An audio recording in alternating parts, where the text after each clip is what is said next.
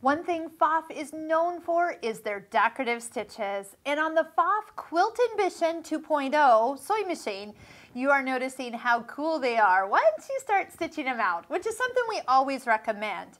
Now, once you start playing with decorative stitches, hopefully you'll find some places to use them. But for example, sometimes stitches are going one way and you want them to go a different way. So let's talk mirror image.